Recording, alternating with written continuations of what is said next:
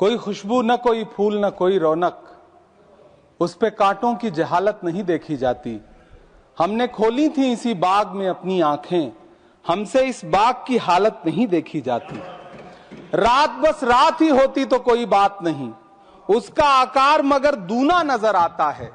जितने चमकीले सितारे थे वो सब डूब चुके, सारा आकाश बड़ा सूना नजर आता है।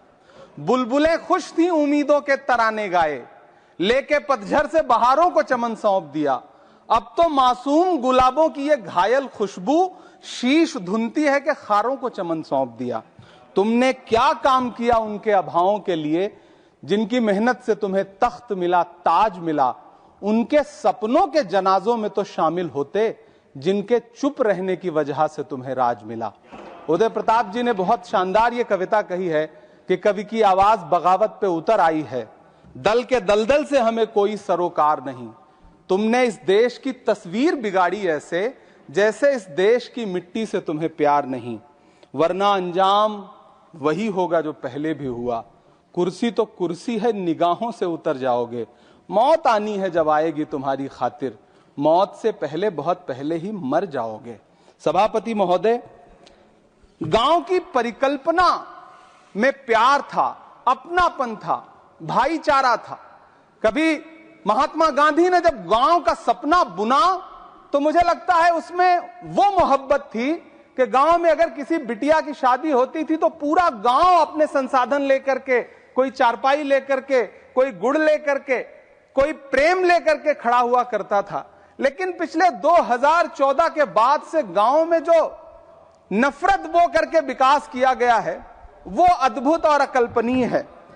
हालत यह है, हम जिस गांव में पैदा हुए उन गांव में कोई सीताराम चाचा, कोई भगवती चाचा हम लोगों की उंगली पकड़ करके चौराहों पर हमें मिल जाता था, आशीर्वाद भी देता था और डांटता भी था।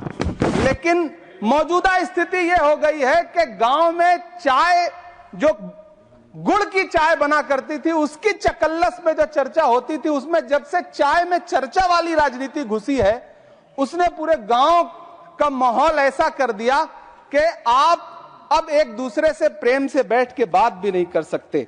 गांव में सड़कों की स्थिति खस्ता हाल है, चाहे उत्तर प्रदेश हो, चाहे मध्य प्रदेश हो, चाहे गुजरात हो, चाहे राजस्थान हो। गांव में सड़कों की स्थिति ऐसी है कि किसी गर्भवती महिला को अगर अस्पताल ले जाना हो तो सड़कें ऐसी हैं कि उन पे चलने वाले वाहन शायद अस्पताल तक महिलाएं पहुंच भी नहीं पाती हैं, उनका प्रसव रास्ते में ही हो जाता है। महोदय, गांव में हालत यह है कि किसान आपके सामने सरकार के सामने लगातार अपनी मांगे लेकर के खड़ा रहा, लेकिन इस सरकार ने दिल्ली के रास्ते की तरफ कूच करने वाले किसानों की राह में फूल नहीं बिछाए बल्कि कीलें बिछाई। 750 से ज्यादा किसान शहीद हुए।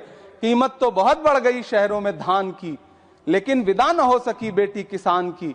मौका मिला तो लोगों ने कुर्सी के वास्ते तस्वीर ही बिगाड़ दी हिंदुस्तान की। सभापति महोदय, इस सरकार में बातें तो बड़ी बड़ी रही।